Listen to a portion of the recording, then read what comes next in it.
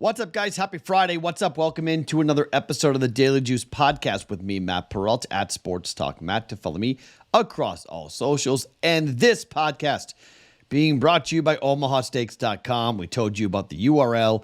It's OmahaSteaks.com/juice. And when you use that, get ready for this. They got some real cool things going on. How about appetizers? We haven't talked about this much for Omaha Steaks. They've got appetizer favorites heading into the big game. How about Red Hook Ale, beer, battered shrimp, mini lobster, grilled cheese. They've got artisan flat bread, Ultimate way to elevate your football gathering, any big party. When you go to omahasteaks.com/juice, you can score 2 packages of chicken wings and a package of meatballs for free on select packages. Don't drop the ball. Make game day one to remember with the star-studded collection at Omaha Steaks. Omaha Steaks, easily the best way to tackle your football party menu, as the possibilities are endless. Remember, the only way you can get this amazing deal is head over to omahasteaks.com/juice, and don't forget to look for those free game day appetizers on select packages. But when you're going to do that, you want to do that soon to get it ready for the big game coming up next Sunday by going to omahasteaks.com/juice. All right, a 1-1 night last night, kind of a light night. We took it off. Lakers did too. That's why the over didn't come in. Did you see what the books put the Celtics first half team total at? 65.5. 65.5. They didn't even score 50. They scored like 46. Glad we didn't bet that. Celtics were asleep the whole night, lost the game outright. One of those games where you're like, Celtics are in a rut. All right, they're a team we got to watch. They're not great right now. They won a couple of home games, not covering. Now they lose to the Lakers outright in a game without Anthony Davis or LeBron James. Just one of those teams right now before the All-Star break. They look a little bit disinterested in what's going on right now. So not getting the best effort out of the Boston Celtics, but we did get the win in college basketball, so we stay hot on the college hoop side of it. Oregon gets an easy win at USC, so down 0.1, nothing really. So a flat night, 1-1 on the night, but a losing night nonetheless, so we are down still for the week, but 1.6 heading into the weekend, Friday, Saturday, and Sunday. Boy, is Saturday big. Sunday won't be big. Sunday won't be that large, although I don't know. I mentioned it on the podcast, and someone was like, really? I was like, yeah, golf and NASCAR are both things we're going to start to take a look at, and we're going to start to dip our toe into both. I don't know if I'll do it this weekend, but we'll definitely start it at some point in the very near future. I mean, Daytona is right around the corner, so we obviously have a little bit of time before Daytona to get into it with the car racing with NASCAR, but we'll definitely have some other stuff to bet on here. We've got UFC events coming up, and Saturday just is a huge day. So monster card on Saturday, a lot of bets coming, but Sunday maybe not so much, maybe just a normal size 3 or 4 bet card on Sunday, heading towards, the following Sunday. Obviously, we will be heavily involved with the Super Bowl. No live stream this week, okay? Live stream will come back on Super Bowl Sunday.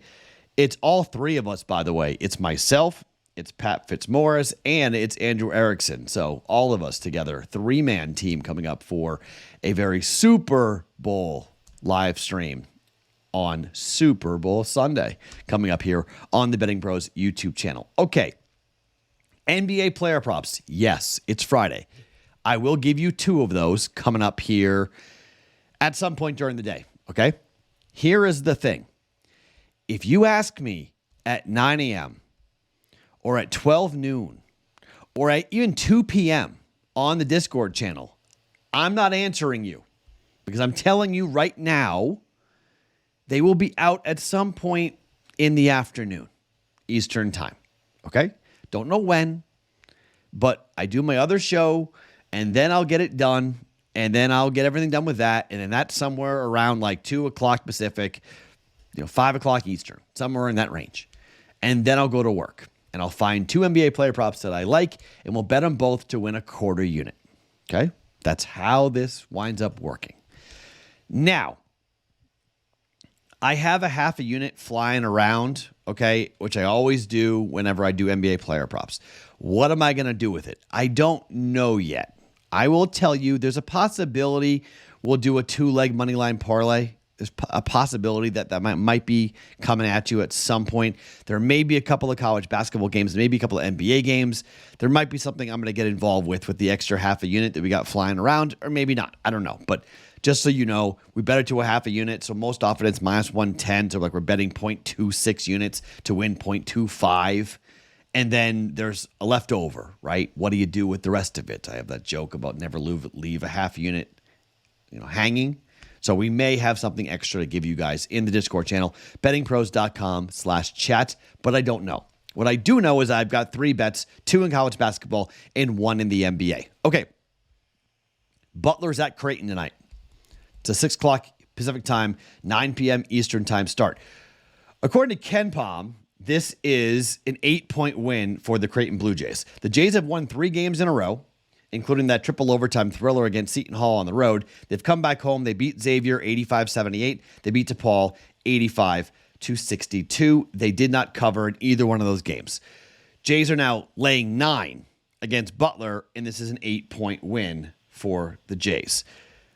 I think a +9 play on Butler is a good bet. In fact, I will be on it, okay? I don't think the Jays are going to cover the 9. I think it's too heavy, to be quite honest. Butler is 5-4 on the road this year, ATS, but they're 3-7 in the Big East. That's the only reason why I'm not making this official, okay? The Jays are also 3-7 ATS in the Big East, and they're also 4-7 at home ATS.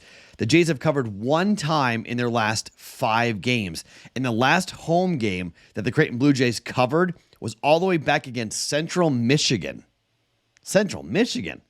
That was on the 9th of December. At home against Alabama, 1 didn't cover. At home against Villanova, lost, didn't cover. At home against Providence, 1 and didn't cover. At home against St. John's, 1 and didn't cover. At home against Xavier, 1 and didn't cover. At home against DePaul, 1 and didn't cover. Do you sense a trend here? Yet they're 9-point favorites against Butler? Whew, I don't know. Okay, I'm just telling you, I am on Butler +9.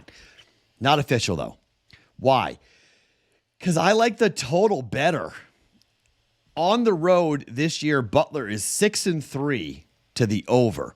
Butler in the Big East this year is 7-3 to the over. Over their last 5, they're 4-1. Over the last 10, they're 7-3. Now, the Jays are not good to the over overall, but the last 3 games have all sailed over. DePaul over by 3. Xavier over by 12.5. Seton Hall with a triple overtime game went over by 49. That snapped a 7-game stretch in which the Jays went under in every single one. Last 2 easily over for Butler. 29.5 for Nova, 10.5 against Georgetown. At home against DePaul, it went under, but the previous 2, Xavier on the road and Seton Hall at home, went over by 5.5 and by 8. Those are games that had totals of 142, 150.5, 145.5, 139.5. The game that didn't go over was 148.5 up against DePaul. Number here is 147.5. Jays with 144, 150.5, and 142. Look, pace of play, Butler plays much faster than the Jays do. KenPom has this at 144, so they actually think this game is going to go under. But I think when you look at the Jays defensively up against Butler, I think Butler is going to score a little bit more than what KenPom thinks. And I think Creighton's going to score a lot, okay? There's some really favorable matchups here for the Creighton Blue Jays. Effective field goal percentage, they're 9th in the country to Butler's defense at 91st. The Jays should be able to get to the rim here. 4th in 2-point percentage, 143rd Butler in 2-point defense. And look, the Jays hit their free throws, like we know, okay? They are 39th in the country in free throw percentage. Butler is 15th, which equally is good when you're betting overs, especially in college basketball, that they're going to hit their free throws. I like the over. 147.5. We're going over for 1.1 units. Butler at Creighton, but I very well. The +9, I am 100% taking the +9 with Butler. If you want something extra, if you want to take the half unit that we're talking about lying around from the 2 NBA player props and throw it on Butler +9, don't mind it in the least. Butler, I don't think wins the game outright, but I do think the Jays are going to win the game. I just think 9 is too many points. The Jays might be involved. We may do a 3-leg money line parlay, and the Creighton Blue Jays might be involved in that, but I don't know. We'll see. I like Butler +9, but officially we're going with the over 147 for the Creighton Blue Jays, 147.5 for the Creighton Blue Jays, and Butler tonight on Fox Sports 1. The game before the Creighton Blue Jays on Fox Sports 1 is Ohio State at Iowa. Now, we faded Iowa last time they played on the road against Indiana. They lost 74-68. Iowa has lost 3 of 4. They are 4-6. The only game that they won was on the road against Michigan over the last 4 games. They are in real need here of getting a W. Now, KenPom has this as a 5-point win. The line is 5, 82-77 against Ohio State. For the Buckeyes, they have won just 1 game in their last 7. They beat Penn State at home. Otherwise, they've lost to Indiana, Wisconsin, Michigan, Nebraska, Northwestern, and Illinois. They are 301st in tempo versus Iowa, who wants to play very fast, 14th in tempo for the Hawkeyes. I think this could be a blowout. Iowa is in desperate need of getting a victory here. They're 18th in efficiency for offense. They're 87th in effective field goal percentage. They shoot a ton of threes like we know. They get about 25% of their points from behind the three-point line. 302nd, Ohio State in three-point defense. That's not good. On the flip side, the Buckeyes' offense is okay.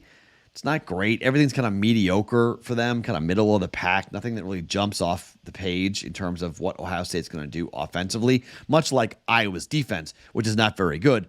Iowa's much better on the offensive end, like we know, and they're much better at home on the offensive end as well. Iowa on the year is just 4-6, though, in the Big Ten. Here's the problem. Ohio State is 1-9 against the number in the Big Ten. They haven't covered in their last 3. They've covered once in their last 5 and 2 times in their last 10.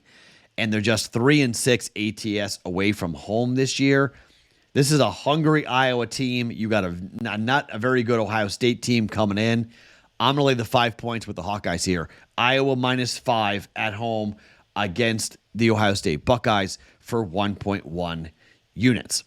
Now, to go along with the NBA player props that we're going to have, I am going to jump in here on a total involving Sacramento and Indiana.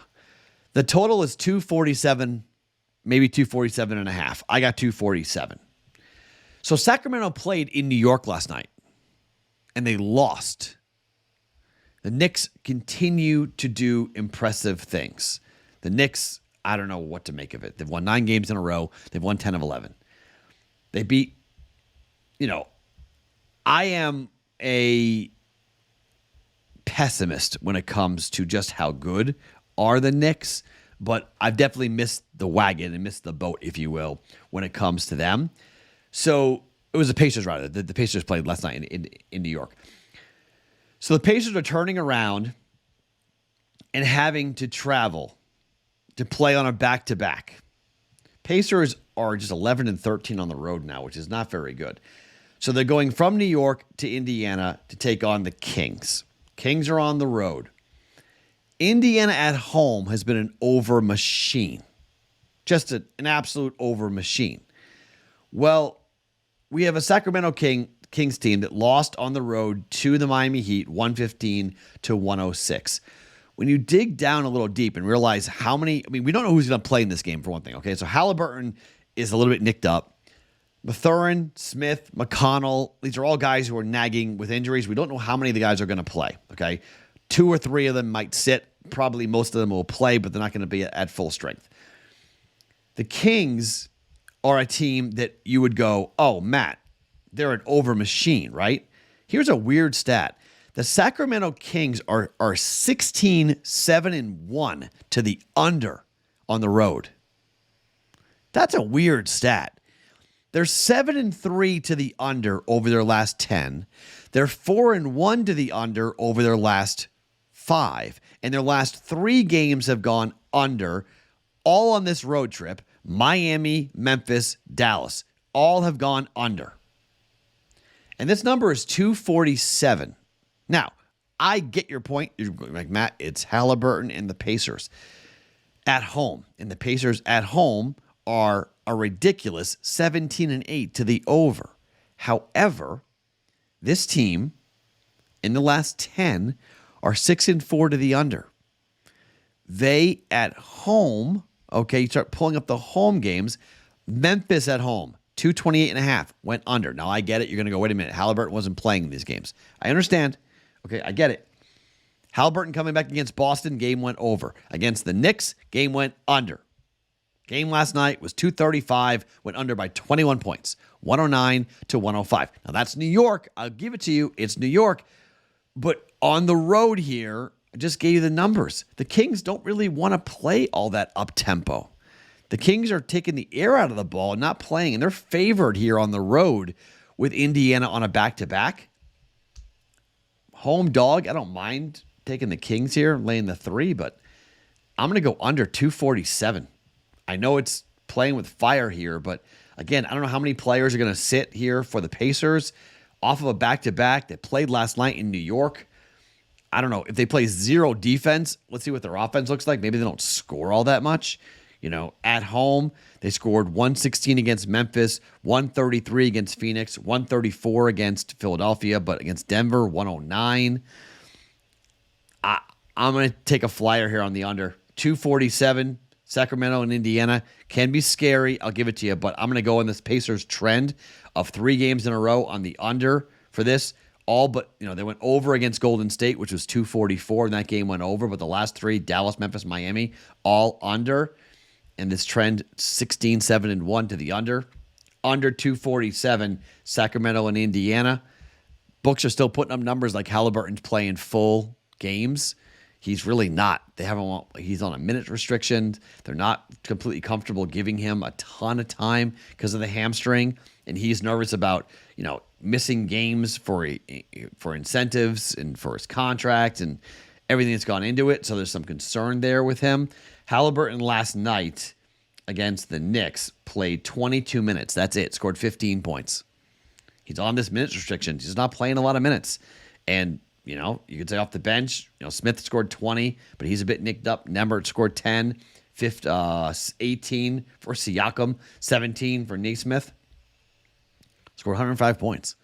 Now, it's the Knicks. I'll give it to you. But the Kings might play in not totally similar way, but they may take the air out of the ball. I'm going under 247, 1.1 units. Sacramento and Indiana. Again, my NBA record is not great. So if you want to fade that, you can go ahead. But I'm going to play the numbers and go for the under. Okay? So 3 bets, 2 NBA player props still to come, and potentially something else here on a Friday. There may be a parlay I'll throw together. It's Friday. Let's have some fun. On that half a unit parlay, I might jump together and throw it together for you guys here on the Discord channel, bettingpros.com/chat to get into it. Do not ask me in the morning, please. There will be no releasing of the NBA player props in the morning. I can promise you. It'll be sometime in the afternoon, Pacific time, which means basically night for the East Coast time people. Just FYI. All right. Over 147.5, Creighton and Butler. Iowa -5. Under 247, Sacramento in Indiana. You want some extra? I like Butler +9. And we'll probably get into some other, we'll have a parlay and 2 NBA player props still to come later on today on the Discord channel. My name is Matt Perrault. Follow me on Twitter @SportsTalkMatt. Also @SportsTalkMatt. This podcast, The Daily Juice, every single morning being brought to you by OmahaSteaks.com.